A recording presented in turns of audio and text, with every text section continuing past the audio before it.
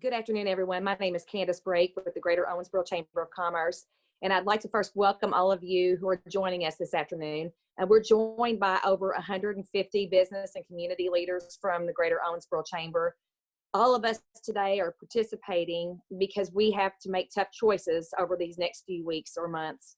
And I have seen personally over the past 3 weeks, so many businesses, organizations, individuals, even once competitors, they're coming together to get through this time. So rest assured, we are all in it together, and we're going to get through this. I want to thank all of you who submitted questions beforehand. We have shared these questions with our presenters, and I want to thank you to our presenters today who have taken a lot of time to prepare so they can help provide you all with some clarity to all of the new information that employers have to sift through to understand what's before us. I'm now going to turn this over to our presenters after I briefly introduce them.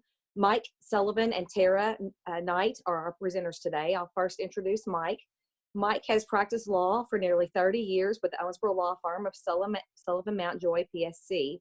His practice includes advising business clients on issues involving employment law, contract drafting, interpretation, construction, real estate, and business disputes and litigation. He also has a broad civil litigation practice.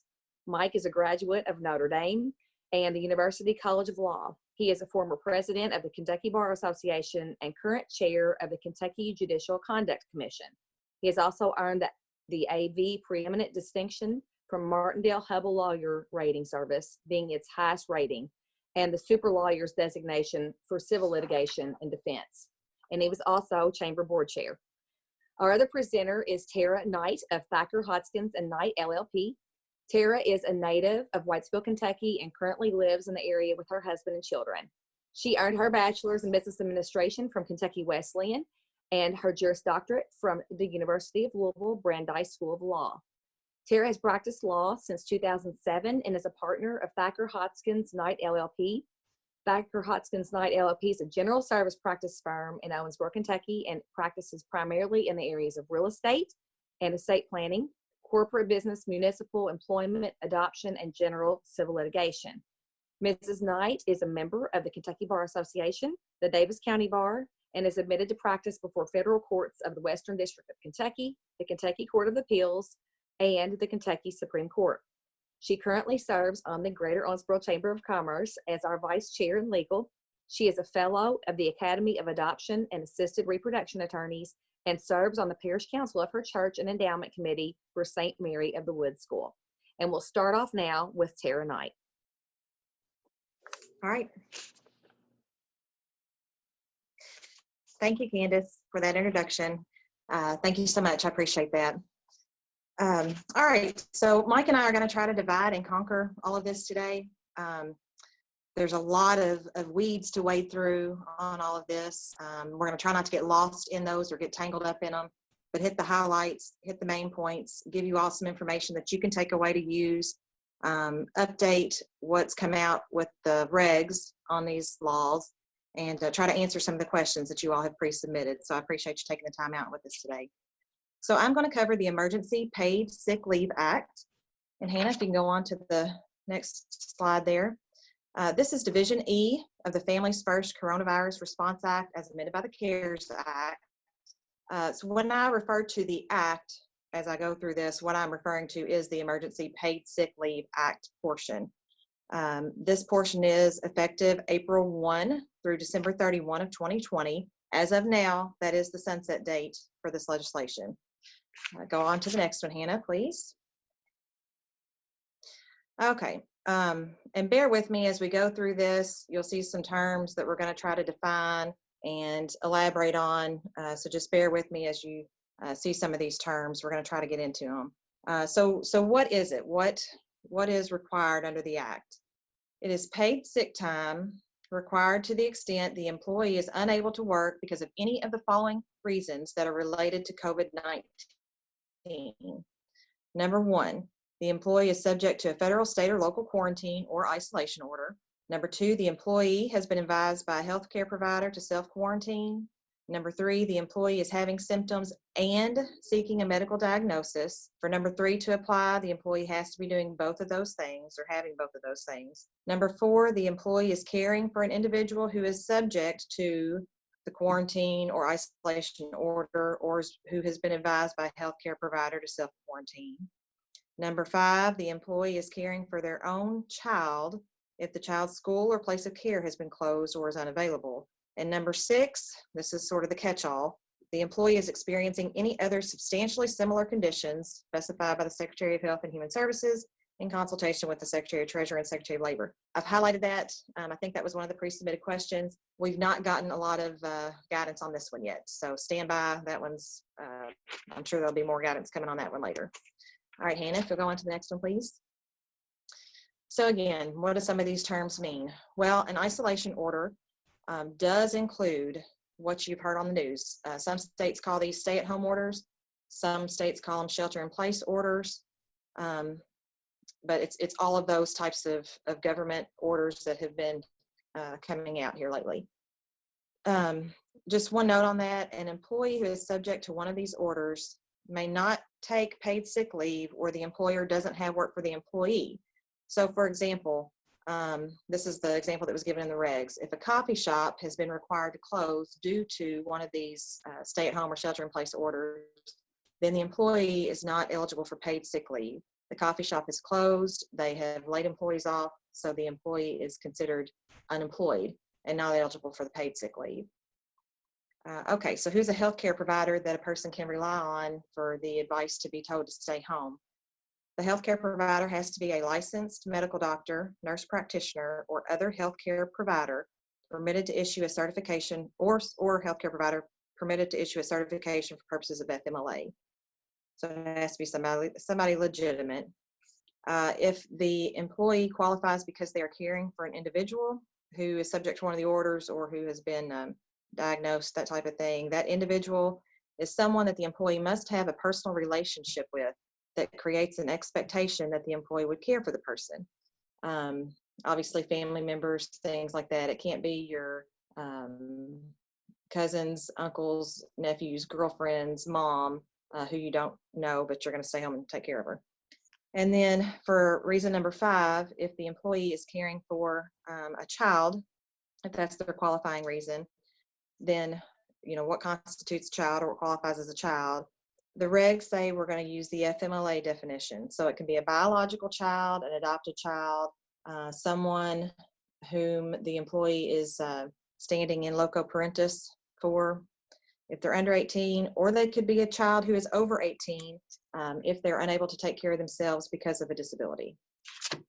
All right, Hannah, can we go to the next one, please? All right, how long is the paid sick leave supposed to last? For full-time employees, they are allowed to take up to 80 hours of paid sick leave. You do not count overtime in that. It is 80 hours. For part-time employees, we'll talk about more specifically a calculation for how to figure this later, because part-time employees, of course, some don't work the same hours every week. But overall, for part-time employees, it's the number of hours equal to the number of hours that such employee works on average over a 2-week period. This paid sick leave is set to expire, like I said, December 31, 2020. This is not sick leave that can roll over into next year. Some employers have policies that allow sick leave to accrue and roll over. This is not going to be the case there. This paid sick leave is to be made, it shall be made available to an employee no matter how long they've been employed by the employer. There is no threshold requirement for this particular type of leave. So when we talk about full-time and part-time, sometimes as employers, that can be an arbitrary label that we give to our employees based on our own policies, because not necessarily because of hours worked, but perhaps for other reasons to qualify for benefits or whatever the case may be. But for purposes of the Act, a full-time employee means an employee who is normally scheduled to work 40 hours or more per week. So again, if they typically work 50 hours a week, well, clearly they're full-time, but you're not required to give them 100 hours of leave. They are only qualified for up to 80 hours of leave.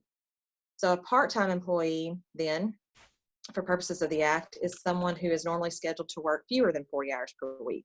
So for example, at our office, our full-time staff, a full work week for them is 37.5 hours. We consider them full-time, but under the Act, they would be a part-time employee because they typically work fewer than 40 hours. So someone like that, a part-time employee, again, doesn't get up to the 80 hours. They get their number of hours equal to their average over the 2 weeks that they work. Okay, Hannah, we can go on to the next one. So how does this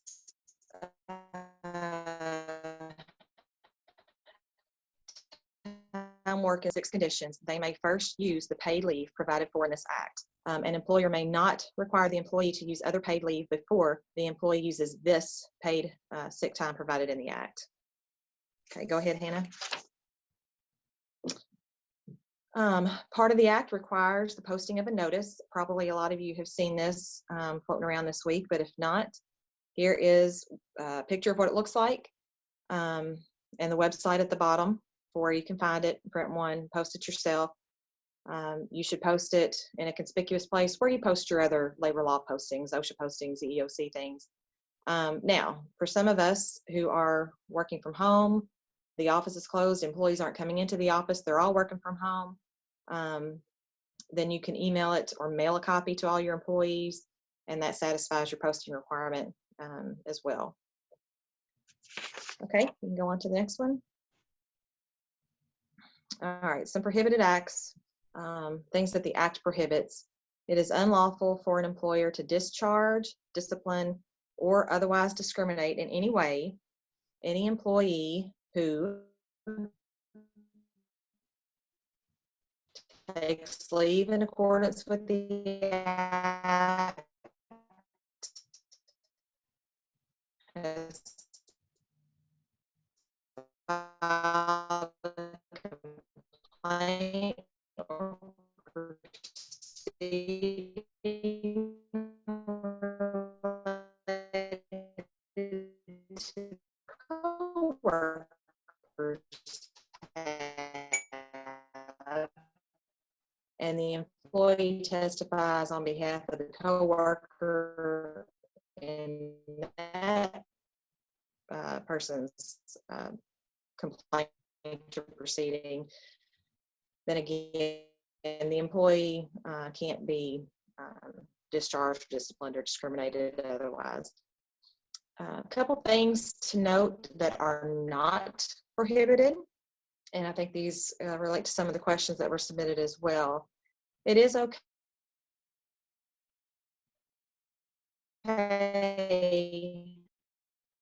to ask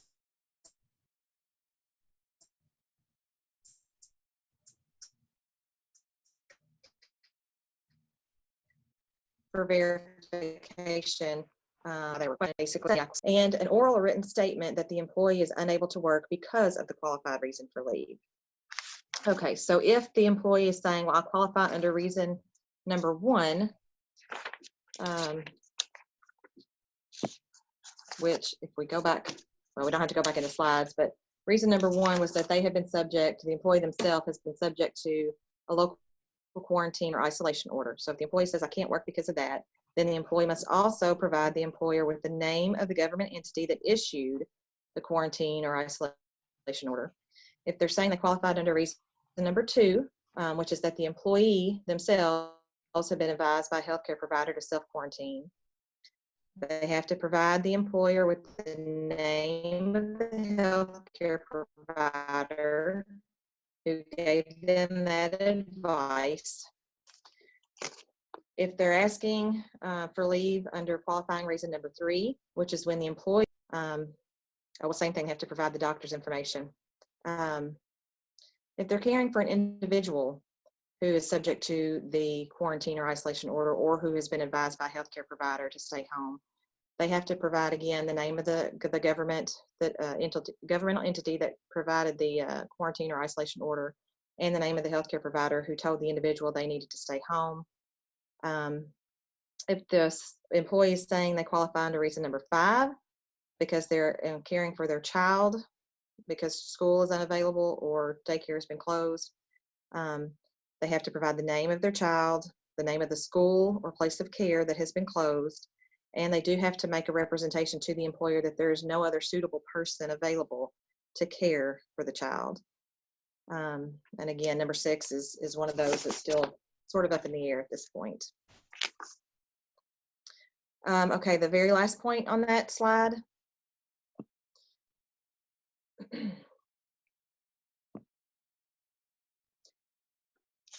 This leave can only be taken once during the effective dates. So from April 1 to December 31, if the employee has on two different occasions, they have 2 different qualifying reasons that they need to take the leave, but they've already taken the full 80 hours or full whatever amount they're entitled to, they are not allowed to take 2 separate periods of the paid sick leave. They can only take it once. Okay, Hannah, I think we're ready to go to the next one. All right, so enforcement. Of course, the Department of Labor can enforce these provisions and these requirements. If an employer is determined to have violated the unpaid sick leave provisions, then you're considered to have failed to pay minimum wages, which is a violation of the Fair Labor Standards Act. And the employer could be subject to penalties, which would include fines to the government, damages potentially paid to the employee, and injunctions could be issued against the employer. If the employer is found to have unlawfully terminated the employee for taking the leave or filing an enforcement proceeding, etc., the employer is going to be found or considered to have discriminated against the employee, basically as if it's a wrongful discharge or was done in retaliation for the employee bringing the claim, etc. And again, the employer would be subject to penalties, including fines, damages, and injunctions. Okay, Hannah, can we go on to the next? Okay, so rules of construction, part of the act says that it shall not be construed, it shouldn't be read to diminish the rights of the employees under any other law or agreement or existing employer policy. Nor does this act require the employer to pay or reimburse the employee for this sick leave if the employee is separated from employment. So this is not something that the employer has to pay out just because it's available for the employee to use. If they qualify, does not mean it's not an entitlement that once the employee is separated from work that the employer would have to pay them for, even if they haven't used it. Okay, let's go on to the next one.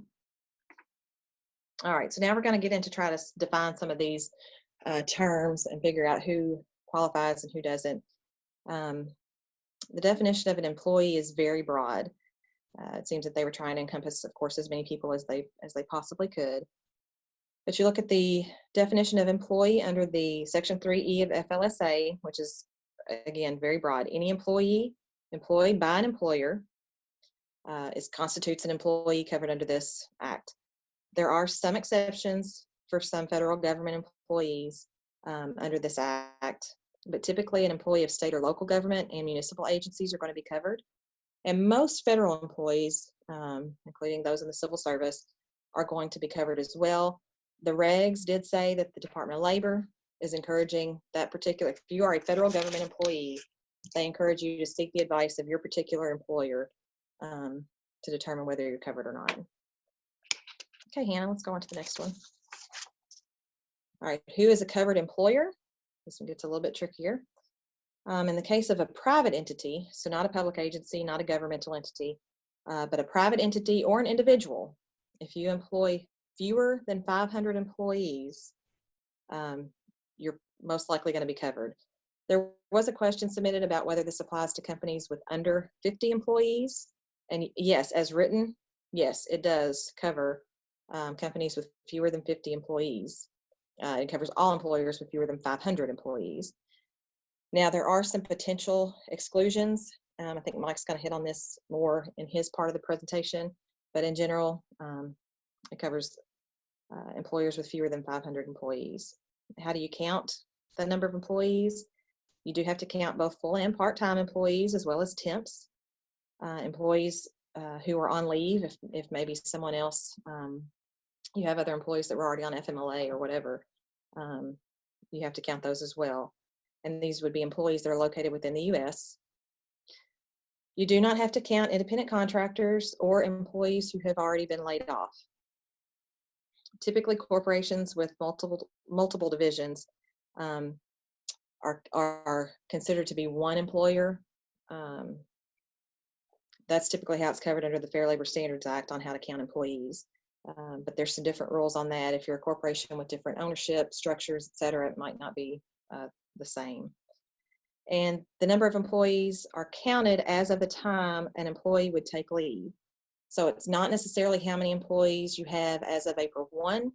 If you've got 450 employees on April 1, then yes, you would be covered under the Act. But if in a month you hire 60 employees so that you're over the 500 threshold, and that's when somebody asks to take a leave, you wouldn't be covered at that point because you would have over 500 employees, if I did my math right. I think I did. In the case of a public agency, they're covered if they employ one or more employees. And again, there are some exceptions for federal agencies. A covered employer includes any person acting directly or indirectly in the interest of an employer in relation to an employee. It also includes any successor in interest of an employer if you're going through a merger, buyout, that type of thing. And this applies equally to for-profit and not-for-profit entities. Okay, let's go on to the next one. All right, so what is the paid sick time to be paid? It is calculated based on an employee's required compensation. Again, that's one of those terms we're going to define, and the number of hours the employee would otherwise be normally scheduled to work, or is calculated for varying work schedules. And so we'll break that down a little bit. Let's go on to the next one. However, in no event shall the paid sick time exceed these amounts. So if the employee is taking leave time because they qualify under one of the first three reasons, the employee themselves are subject to quarantine or isolation order, the employee themselves have been advised by a healthcare provider to quarantine, or the employee themselves is experiencing symptoms and seeking a diagnosis. In that event, what paid sick time they receive shall not exceed $511 per day and $5,110 in the aggregate for the total amount of leave time taken. If they qualify under reasons 4, 5, or 6, so these are the conditions that aren't necessarily their own, but because they're caring for someone else, caring for a child. Again, number 6 is kind of the catch-all that we're hopefully going to get some more guidance on. But the maximum that they can be paid is $200 a day or $2,000 in the aggregate for all the sick leave taken. Okay, let's go to the next one. The required compensation, again, we're going to break down some of these definitions. The required compensation shall not be less than the employer's regular rate of pay, the federal minimum wage, or the applicable state or local minimum wage, whichever of those three is greater, where the employee is employed. So if the employee is taking leave under reason 1, 2, or 3, they're going to get 100% of the greater of the three listed above: their regular rate of pay, their minimum wage, or the applicable minimum wage. Again, subject to a cap from the previous slide, capped at $511 a day or $5,110 in the aggregate. But they're entitled to 100% of that pay subject to those caps if they're taking leave due to the reasons 1, 2, and 3, which are their own issues. If they're taking leave for reason 4, 5, or 6, then they're going to be paid 2/3 of the greater of their regular rate of pay or the applicable minimum wage. Again, subject to the cap of $200 a day and $2,000 in the aggregate. At the bottom, just a reminder that those are the $511 a day and the $200 a day are the cap. And in no event is the employer required to pay more than that. Okay, let's go to the next one. All right, so for part-time employees whose schedule varies from week to week, this can be tricky to calculate it. The Act says that you calculate it based on the average number of hours that the employee was scheduled per day over the 6-month period ending on the date when the employee took the leave. And you would include in that 6-month time period any hours for which the employee took any other type of leave.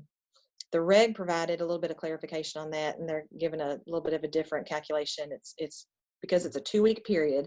They're saying 14 times the number of hours that the employee was scheduled per calendar day averaged over a 6-month period. Well, that's great if your employee's been there for 6 months, but if they haven't, then what do you do? So let's go to the next slide. So if your employee has not been there for 6 months, because remember, there's no minimum threshold for the paid sick leave. It doesn't matter how long your employee's been there, they're going to be covered for this. So if the employee hasn't been employed for 6 months, the act says to use the reasonable expectation of the employee at the time of hiring of the average number of hours per day that they would normally be scheduled to work. Okay, so the clarification that the reg provides, they say that the best evidence of an agreement between the employer and employee at the time of hiring, if there was an agreement, that's the best evidence of what the reasonable expectation was of the employee. If there was no agreement, if the employee, was hired, they really didn't know for sure how many hours they were going to get, they weren't guaranteed any amount of hours, then the reg says that the actual average number of hours that the employee was actually scheduled to work each workday, that is evidence of what the reasonable expectation was. If the employee's still there, they weren't mad enough about not getting enough hours or what hours they were getting to have left, then that's going to be evidence that that's what the employee expected to get. And again, when you're calculating this for part-time employees, you also include any hours for whatever period of time they have been employed, any amount of time that they have took any other leave during that time period. All right, let's go on to the next slide. All right, just some miscellaneous items, and some of this were part of the pre-submitted questions, and we'll try to expand on that too. Okay, so how does this paid sick leave interact with the expanded FMLA that Mike's going to talk about? Both of them together get the employee 12 weeks of total leave. The Emergency Paid Sick Leave Act is perhaps going to pay for the first 2 weeks of any subsequent medical leave, but it is 12 weeks total. It's not, it's not 2 weeks of emergency paid sick leave plus 12 more weeks. It's 12 total. This is not retroactive. This only covers leave given from during the effective date, so from April 1 to December 31. So if you've had employees that have had leave, prior to April 1, even if it was for one of the qualifying reasons that we've talked about, that can't be assigned to them as if they've already taken their sick leave that they're entitled to. An employer can't retroactively assign it to that leave, and vice versa. If you gave an employee unpaid leave prior to April 1, they can't come back now and say, hey, you should have paid me for that leave because I'm entitled to it under this act. It's not retroactive either way. Just a couple of clarifying points. Everybody talks about work from home, and work from home is not paid sick leave. Work from home is is paid for hours worked. If an employee has been working from home and now they're unable to work because of one of the 6 qualifying reasons, then they would be eligible for this paid sick leave if the employer would have, continue to have work for the employee to do from home. And if the employee's not otherwise been furloughed or laid off, I think that was one of the questions, and we may have kind of covered that a little bit, but an employee who has been laid off is not going to be entitled to the sick leave if they've already been laid off. If the employee has started taking this paid sick leave and the employer makes the decision to lay them off, probably along with others if it comes to that, then they would no longer be entitled to complete the full 2 weeks. You got to be careful as an employer that you're not discharging the employee just because they're taking the sick leave, because again, that could be considered a violation. There was a question about telework and sort of policies. Is there a rule about it? Telework or work from home is not required. It's an agreement between the employer and the employee, essentially. Not everybody has a job that they could perform from home. So it's not a requirement. Nothing in this act requires an employer to allow an employee to work from home. This was another, I think, part of the pre-submitted questions. The paid sick leave can be taken intermittently, depending on the qualifying reason. I think the pre-submitted question actually asked about reason number 5, which was caring for a child. And so, yes, it can be taken intermittently. But if the person's working from home, as long as the employer and the employee agree, that intermittent schedule can be even hours. So like if the employee is going to be able to work from home from 8 to 12, but their normal work day would be 8 to 4, and then they say, well, I need to be off from 12 to 4 to care for my child, then that 4 hours could be intermittent paid sick leave. But if the employee is working, not working from home and is working on premises, then the intermittent leave must be taken in full day increments. Of course, not all the reasons are going to allow this to be taken intermittently. If a employee is having symptoms and seeking a diagnosis, you're not going to want them to come in and off of the work site. But if they're working from home, again, that's a possibility. Okay, we've kind of hit on this already, but if a job closes or a person is laid off prior to taking any or all of this leave, the leave is not paid out to them. The employer is not required to pay it just because it's there. The employee has to have a qualifying reason for it to use it. If the employer reduces work hours, the employee cannot use this paid leave as a substitute, because it's paid leave for one of the specific 6 reasons. It's not just paid leave, other paid time off. This is one of the submitted questions too. An employer may not require the employee to take paid time off if the employer has cut work hours. They can't make the employee use their paid time off to make up for those hours to get a full paycheck. However, the employee could request that. That's certainly an option that could be given to the employee. But if the employer is going to cut hours, they can't require the employee to use their own paid time off to cover the difference. Let me go through my notes here on some of the other pre-submitted questions that we haven't gone through. One of the questions was, do we know of any utilities claiming an exemption from the Act? Not specifically, don't know of any that are claiming that, but public works personnel are listed as emergency responders who are excluded from the Act, and we're going to go over that in another slide or two here.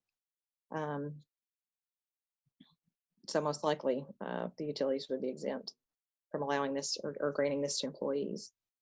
One other question was, since the employee can only be tested if they are approved to do so by a medical professional, and the medical professional states that they can't order a test because they don't meet the criteria or whatever, but doesn't tell them to self-quarantine, does the employee qualify for this emergency paid sick leave? And I think yes, because the employee was taking affirmative steps to seek a diagnosis, and that's what the reg requires.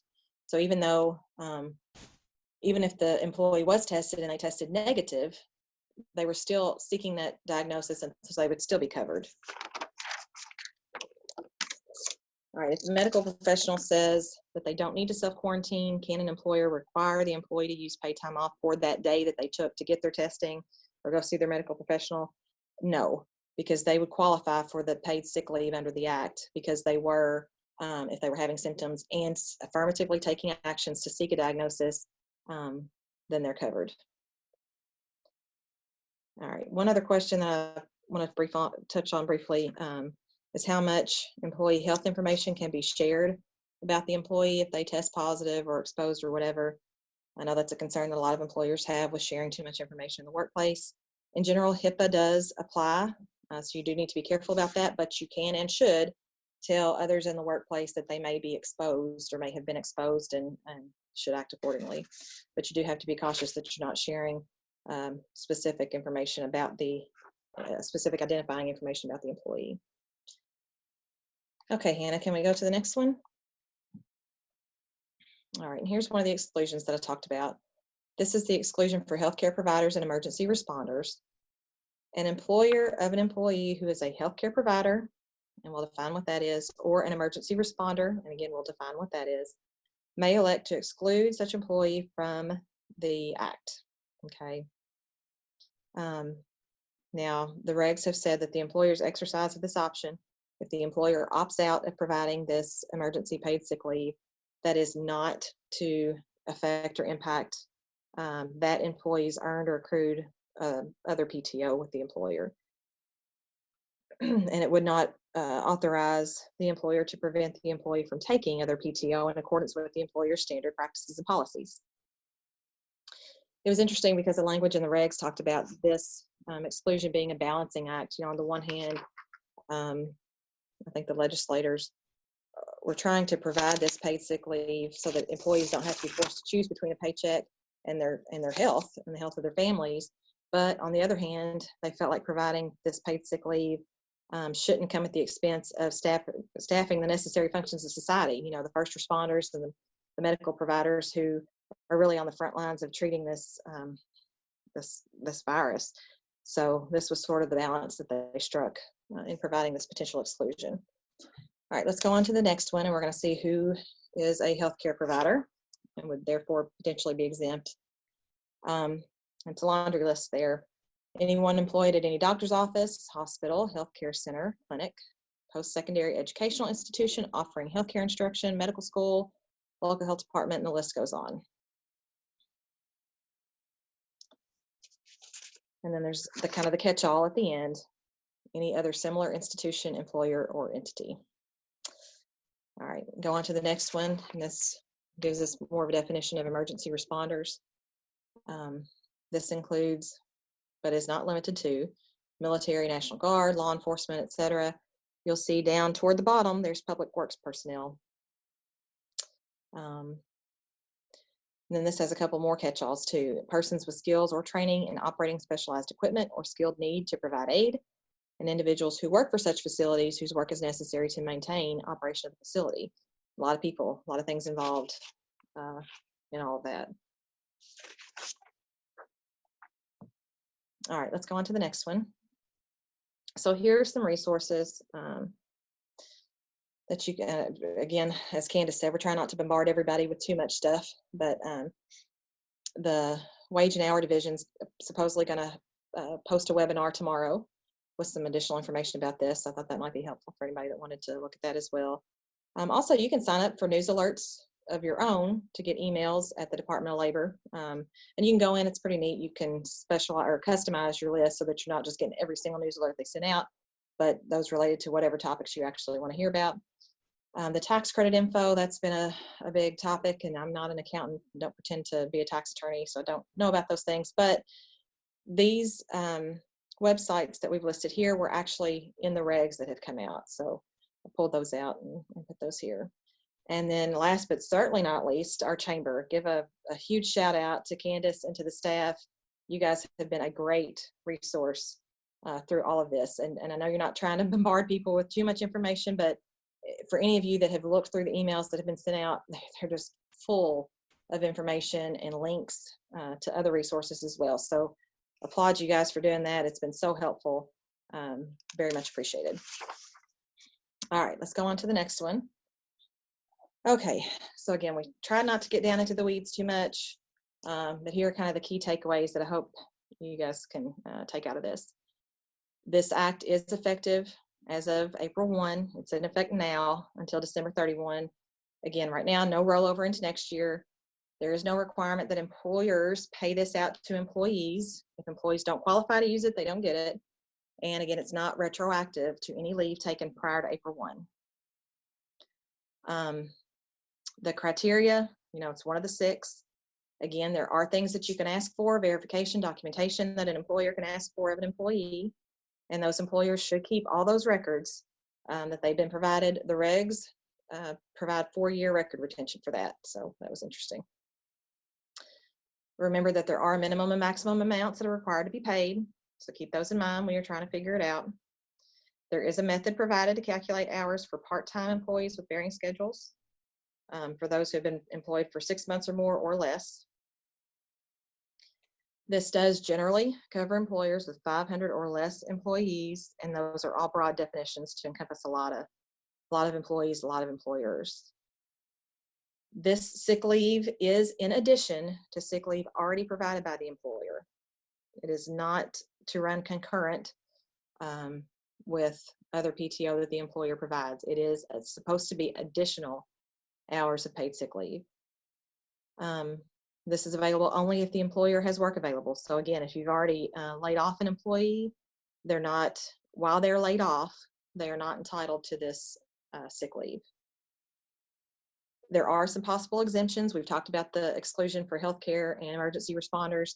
There are certain potential exclusions for those those employers who employ less than 50 people. I think Mike's going to talk about that a little bit more in his presentation. Post the notice. It's out there. That's an easy thing to do. It's also an easy thing not to do and get in trouble for. So go ahead and post it. And just be ready for more changes. I think there will be additional guidance that come down as additional regs get passed. And so everybody stay tuned and go on to the last one. All right. Good luck, everyone. Thank you all. Turn it over back to Candace, I believe.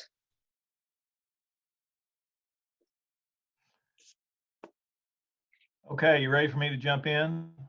You can hear me, okay. Hey everybody, I'm Mike Sullivan. Terra did an excellent job with the Emergency Paid Sick Leave Act, and there is some overlap between the two acts. I'm going to be talking about the Emergency Family and Medical Leave Expansion Act, which is a mouthful. I'm going to try to get my PowerPoint on the screen. So is that on the screen now? Can you see? Okay. All right. So my PowerPoint is on the screen now, and I will start into this. Again, this is part of the Families First Coronavirus Response Act. And I'll try to get through some of these slides quickly because it's already been covered by Terra, but as she noted, there's an effective date of April 1, 2020, and it expires December 31, 2020. The Department of Labor has stated that there'll be a 30-day grace period of non-enforcement, but it starts when the act was enacted on March 18 and runs through April 17, which means that if you're an employer and you violate either of these acts during that period of time, if you acted reasonably in good faith, the Department of Labor is not going to subject you to fines or penalties. In order to act reasonably in good faith, you can see on the slide, and I can see Candace. I don't think you all can, but these PowerPoints are going to be available on your website. Am I right about, or you'll be they'll be available to you. So I might not cover everything in detail here because you'll be able to go back and see this one and Terra's. So they'll be available for you, but you can see the requirements there for acting reasonably and in good faith. Of course, you've got to fix the problem. If you didn't pay an employee paid leave, you need to fix that. It can't be a willful violation, and you've got to commit to the Department of Labor that you won't violate the act in the future. And I think I may ask you all to go ahead and take over my slides because I'm having problems moving it forward. So if you can move to the next slide, that'd be great. Okay, so the EFMLEA, I'll call it Emergency Family Medical Leave. What qualifies you for that? And that is, its definition is a qualifying need related to a public health emergency.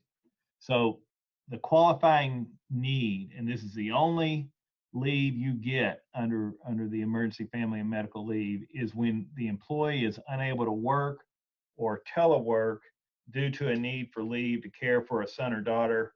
Now the statute says under 18, but we'll get back to that, and Terra touched on that. If the school or place of care has been closed or the child care provider for the son or daughter is unavailable due to a public health emergency. So essentially it's need to leave work to care for a son or daughter due to a public health emergency. Now, when it comes to son or daughter, again, as Tara mentioned, that's a biological, adopted, or foster child. It can be a stepchild. It can be a legal ward. It can be a child for whom you stand, the legal terms, in loco parentis, which essentially means you have day-to-day responsibilities to care for or financially support that child. And it can be an adult son or daughter who's 18 years or older, who has a mental or physical disability and is incapable of self-care because of that disability. So it's not just your biological son or daughter. There are numerous other persons that are covered by that. And again, there needs to be a qualifying need.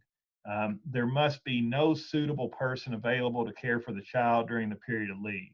I had a client contact me last week, and the issue was one spouse worked for the client, one spouse worked somewhere else. Well, if they're both available to care for the child, if the other spouse is at home caring for the child, your employee doesn't get to just automatically take the leave. There has to be a need for that employee to come home and care for the child.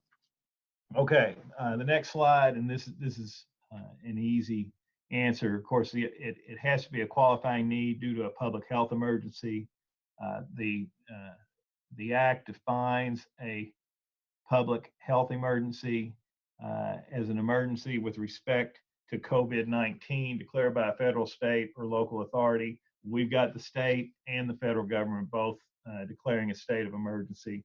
As you can see there, Governor Beshear did so on March 6, and President Trump did so on March 13, effective back to March 1. So we have the public health emergency in effect at this time.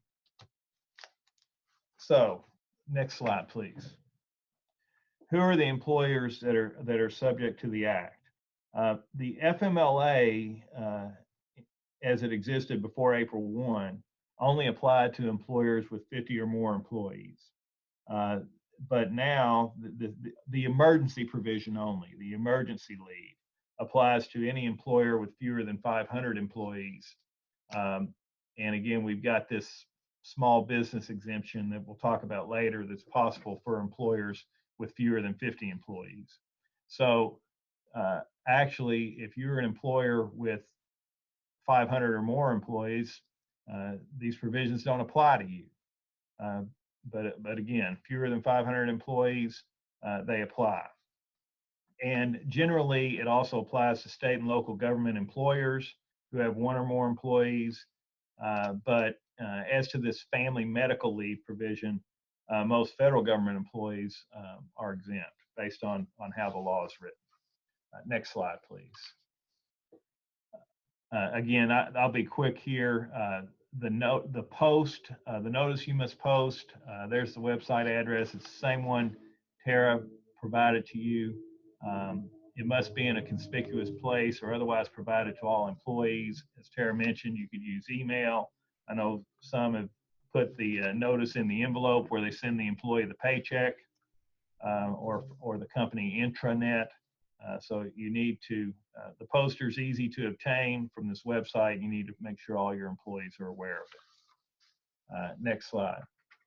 Okay, on this family and medical leave that's available, who are eligible employees?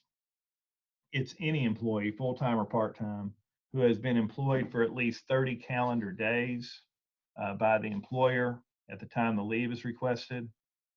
The regulations elaborated on that and said that an employee who is laid off or terminated on or after March 1, 2020, who gets rehired at some point before December 31 can be an eligible employee if that employee was on the employer's payroll for 30 or more of the 60 days before they were laid off or terminated. So if you hire somebody back, you'll have to look back and see how long they worked before March 1 to see if they're covered. This echoes something Tara mentioned. It doesn't apply to an employee who's laid off or fired before April 1, again, unless they're rehired. So if you've already laid off or terminated an employee, before April 1, they can't call back in and try to take advantage of this act. Also, if an employer closes due to lack of business or a government order after April 1, and employees are sent home at that time, those employees can't try to take advantage of this leave. They're no longer an employee and can't do so. Next slide, please. Okay, what is this family and medical leave that's available? How much? It's 12 weeks. That's what the Family and Medical Leave Act provides, is a total of 12 work weeks of leave. The first 10 days or 2 weeks are unpaid leave. And after the first 10 days, the remaining 10 weeks is paid leave. Now that paid leave is 2/3 of an employee's normal pay. It's not 100%.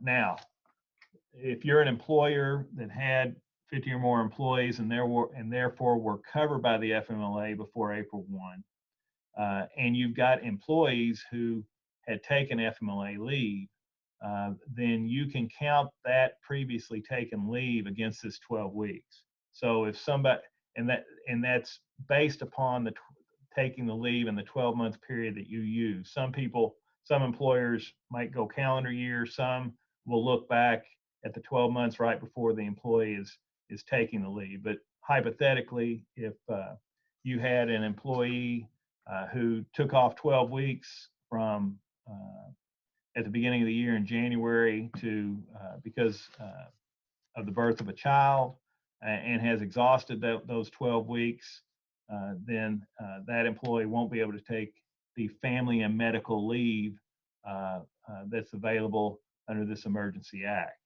They'd still be able to take the paid sick leave, but not the family and medical leave. Okay, next slide, please. Again, coordination with other paid leave, and this is something that Terra touched on as well. The first 2 weeks, they're unpaid under the family and medical leave, but they may be paid sick leave under the Emergency Paid Sick Leave Act. As far as how you coordinate the 10 weeks of the family and medical leave that can be paid, I found some inconsistency in the regulations, and where at one place they said an employee and employer can agree that the employee can use, say if the employee's got vacation pay or other type of PTO, they can use that pay in conjunction with the Family and Medical Leave Act pay, so that they're paid 100% of their normal rate of pay for the time they're on leave. For example, as you can see there on the slide, their 2/3 of their pay is paid under the Family and Medical Leave, and they could get the other 1/3 as their existing paid leave. I've seen that has to be done by agreement. There were other provisions in places in the regulation where I saw it said that the employee could elect to use it, or that the employer may require the employee to use this other paid leave. So it says one thing in one place and something else in another, at least as far as I read it. But I think the safe approach is just if an employee asks to use that PTO in coordination with the Family and Medical Leave Act paid leave, the employer could agree to allow that employee to do it. However, the employer cannot take a tax credit, and we'll talk about these tax credits at the end of this presentation, for the other paid leave. Employers can only take tax credits for the emergency paid sick leave or the emergency family medical leave. Next slide, please. Calculation of paid leave, I'm not going to go into detail on that, and my slide doesn't, because Terra's did.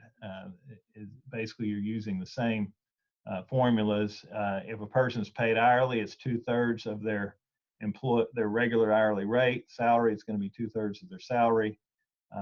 There's different calculation for the employees whose schedule varies from week to week, and Terra mentioned that in her presentation.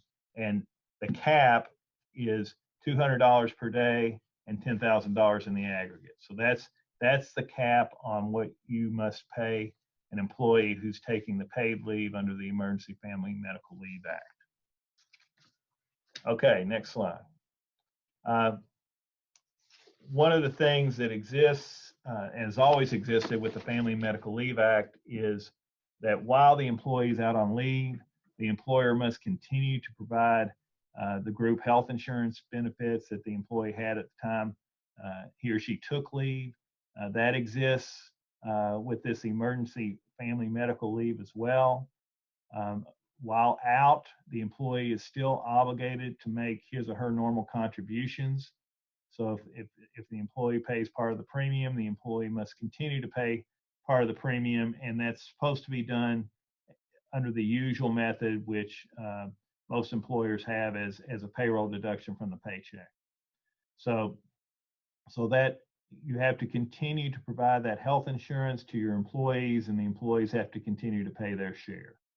Of course, the obligation to maintain the health benefits ceases if the employment relationship terminates for a reason other than the taking of the leave. For example, if the employer has to close its business, or there's a layoff in the department that where the employee works, and the employee would be subject to that layoff if the employee was still there. So if that happens, the obligation to maintain health insurance, just like the obligation to continue to pay under Emergency Family and Medical Leave Act pay, would terminate. Okay, next slide, please. Another obligation that employers have under the FMLA, which will also apply to this emergency leave, is the obligation to restore the employee to the employee's position. So when the employee is ready to return from this emergency family medical leave, the employer has an obligation, in other words, must restore the employee to the same or an equivalent position. Now, what's an equivalent position? An equivalent position has equivalent benefits, pay, and other terms and conditions of employment. Again, if there's a layoff or some other type of adverse employment action while the employee is out on leave, and it's unrelated to the taking of the leave, in other words, if the employee hadn't taken the leave, it still would have occurred, then there's no obligation to restore the employee to the employee's position. There is an exception here to restoration that applies to employers who have fewer than 25 employees. You won't have to restore the employee to his or her position if, number one, the position no longer exists due to economic conditions or other changes in the employer's operating condition that are caused by the public health emergency. And two, you make reasonable efforts to restore the employee to an equivalent position. So if you do that and you still can't find a position for the employee, you don't have to restore the employee to his or her previous position or an equivalent position. However, there's a duty to contact that goes along with this, and that is that the employer has a duty for 1 year after either the date the employee's need for leave concludes or after the 12 weeks after the employee's leave commences. You've got this duty to contact the employee if there is an opening. So that duty also applies. The FMLA has a key employee exception to restoration. That also applies. That's usually a key employee is a salaried employee whose pay is in the top 10% of all employees. And the employer, to meet this exception, would have to prove that the restoration would cause substantial and grievous economic injury to the operations of the employer. So that's an exception that exists with the normal FMLA and applies here. Okay, next slide, please. Okay, exclusions from the Emergency Family Medical Leave Expansion Act. These are the same exclusions that Terra discussed. The first is the healthcare providers and the emergency responders. And the second is small businesses with fewer than 50 employees, when imposition of these requirements would, and what the statute says, is jeopardize the viability of the business as a going concern. What's that mean? I don't know, but we're going to find out. And the regulations do provide some additional criteria that employers can look at to see if they meet this exception. Next slide, please. I'm not going to go into detail on this because Terra already has, and I did not list all the different descriptions. But one thing I was surprised at was when I looked at the eligible or the exception for healthcare providers. I thought it was going to concentrate on, in the statute before the regulations came out, I thought it was going to concentrate on the job that the employee performed. You know, was the employee a doctor, a nurse, something like that?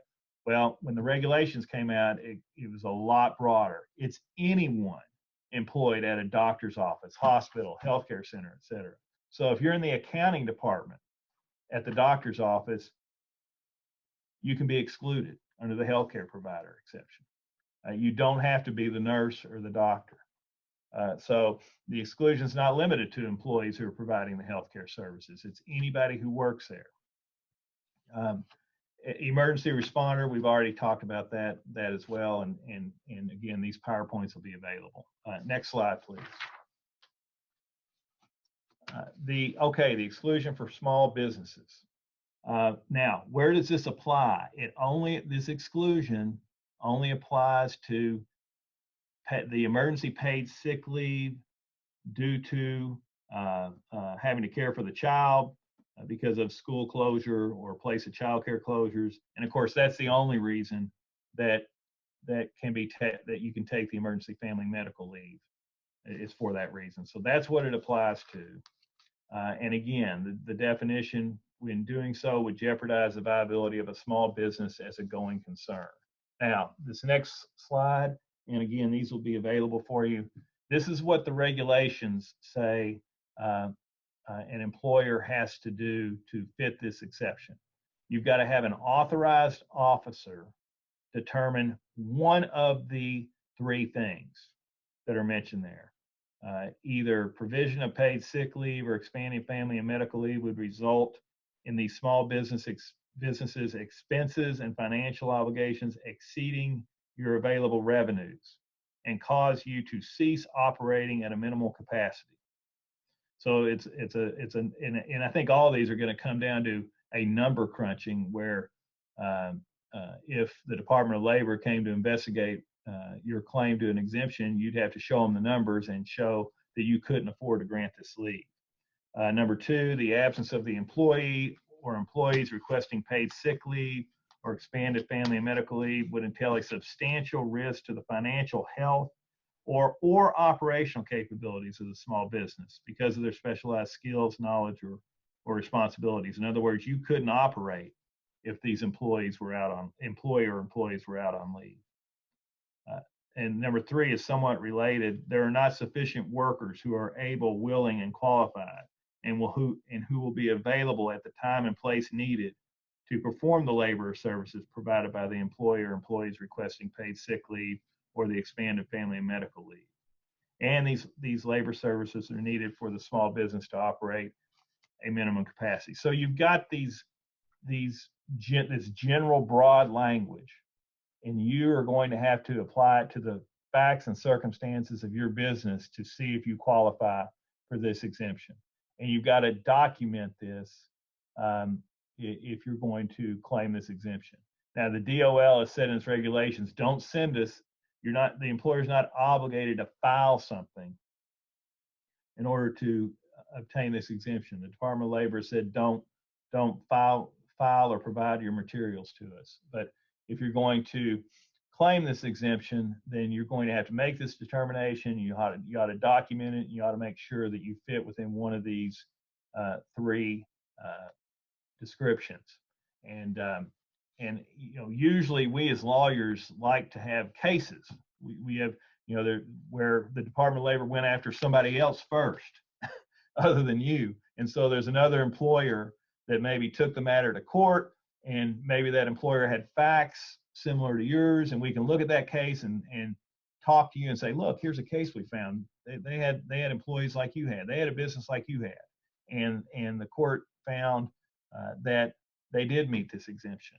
Or we have an opinion letter from the U.S. Department of Labor or something of that nature where there's somebody similar to you that we can point to you and say that you're safe. Here, we're in uncharted territory because this law just became effective yesterday. So we don't have much more in guidance other than the language you're looking at on your screen. So again, if you're going to try to claim this exemption, make sure you document it. Next slide, please. Okay, what does the employee have to do to qualify for this emergency family medical leave as far as coming to you, and what information has to be provided to you as an employer? What the regulations say is the employee has to provide the following documentation. Of course, their name, the dates for which they're requesting leave, the qualifying reason for leave, which is going to be, again, related to this caring for a son or daughter. The employee has to make the affirmative statement that the employee cannot work because of this qualifying leave, identify the name of the son or daughter, identify the name of the school or place of child care that's going to be closed or unavailable. And I think this shows you, and this next one, this goes to what I was talking about earlier about there needing to be a need. There has to be a representation that there's no other suitable person that'll be caring for the son or daughter during the period requested. And then it says such additional documentation, the regulation says this, that the employer needs to claim tax credits. We'll talk a little bit about that later. So that is what the employee must provide the employer pursuant to the regulations. Okay, next slide, please. Record keeping, and I think there was some questions about this. What records must an employer keep? All documentation that's required of employees to establish the need for leave, regardless of whether the employer denied or granted the leave. So it may be good for you to have a leave request form that asks for all the information that was on the previous slide that you can then keep in the employee's file or another file related to this emergency leave so that you have that document on hand. If there is some oral statement made by the employee to support his or her request for leave, you ought to document that and it ought to be on the form signed by the employee. Any determination that the employer satisfied the small business exemption, we already talked about that. You're going to have to document that, and you ought to document it well with whatever supporting data you have on hand.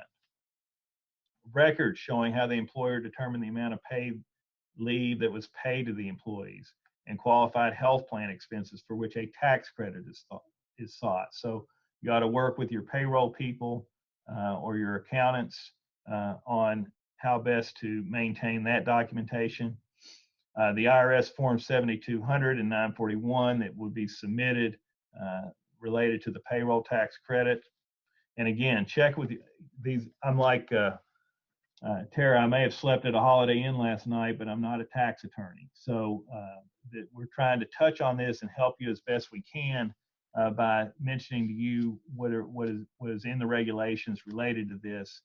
But you ought to check with your tax advisor regarding other documents that you may need to retain in regard to this tax credit. And the period of retention is 4 years. Okay, next slide, please. The FMLA allows intermittent leave for certain types of leave. So the question's been asked whether intermittent leave can be taken for this type of family and medical leave. The regulations define intermittent leave as leave at separate periods of time rather than one continuous period with a beginning and an end. And what the regulations provided, and I think Tara touched on this, is that the employee may take the intermittent leave only if both the employer and employee agree. And the Department of Labor is encouraging employers and employees to work together to try to make this work if they can do so. One of the examples is that if there's an employee who's teleworking and only needs to take 3 hours a day to care for his or her child, that the employer allow that, and that would be 15 hours of leave per week. That would be part of this expanded Family and Medical Leave Act. So it, as mentioned there, it could be taken in any increment that they agree upon. And a best practice would be for an employer to memorialize any agreement on intermittent leave in writing with the employee. Okay, next slide, please. Enforcement, it's just like Tara described, it's similar here. You're not to fire, discipline, or otherwise discriminate against an employee who attempts to take the expanded family and medical leave.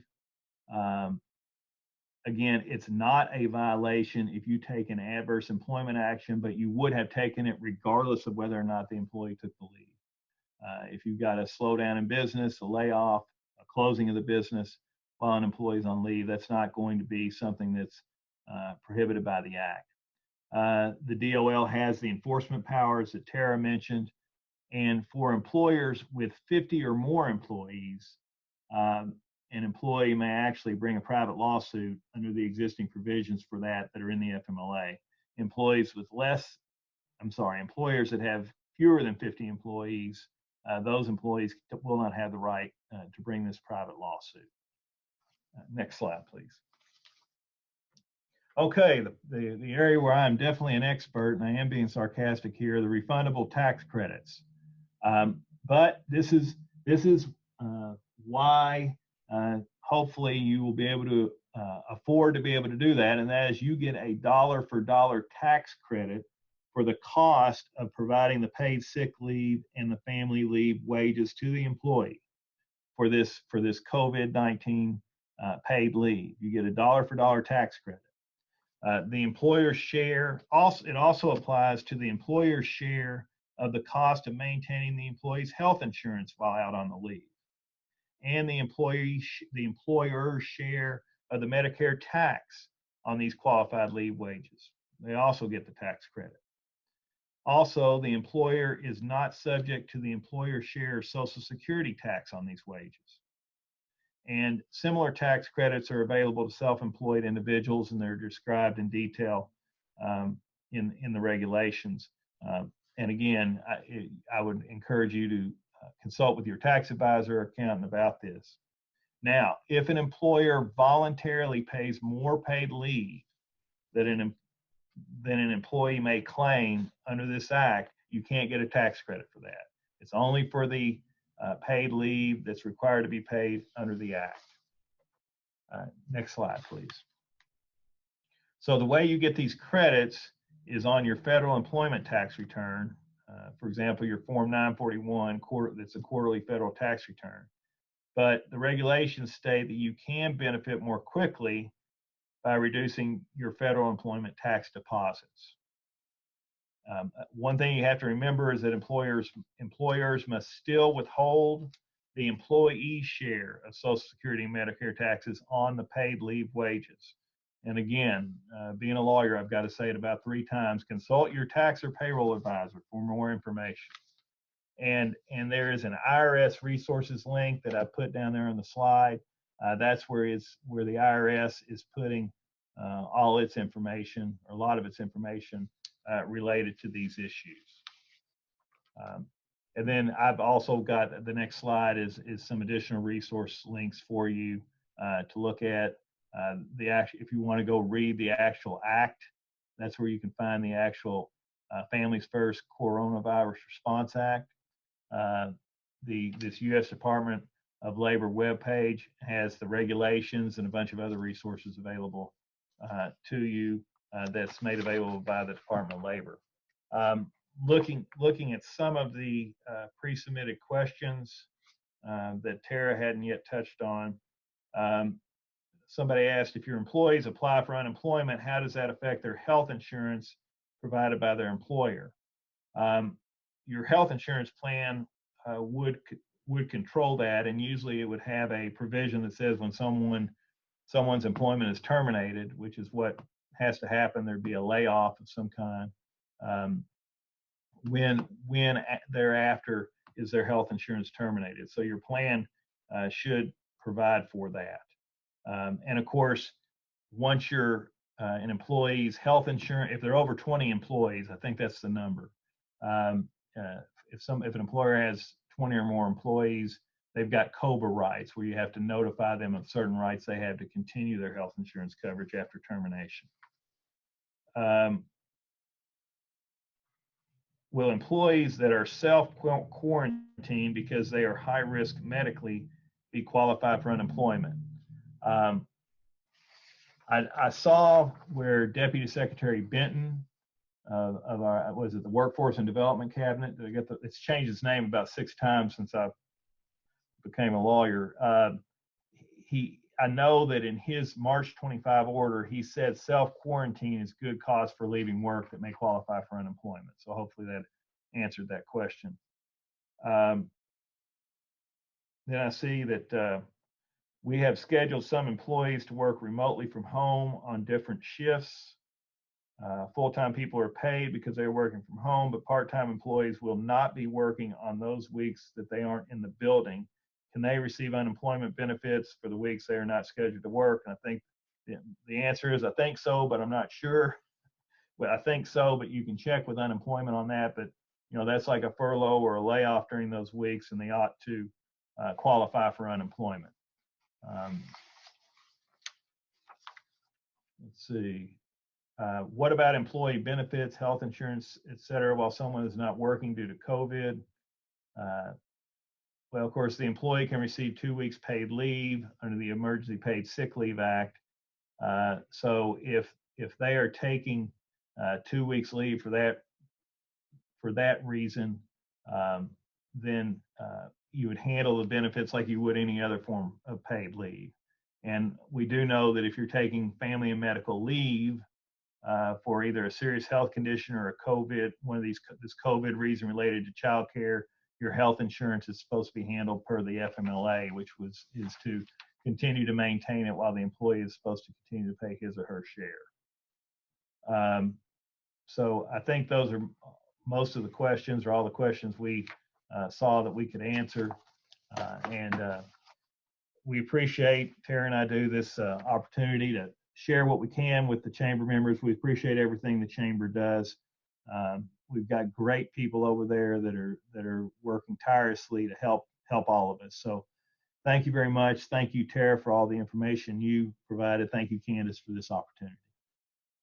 And thank you to everyone that's joined us. We want to let you know that this will be on our website, as well as the PowerPoint, and the Department of Labor poster that Mike and Terra have both mentioned is also, there's a link on our website, and it's downloadable directly from our website. Again, Terra and Mike, thank you so much for the time that you spent preparing for this and for your willingness to jump in there and share your knowledge with our members. We really appreciate you.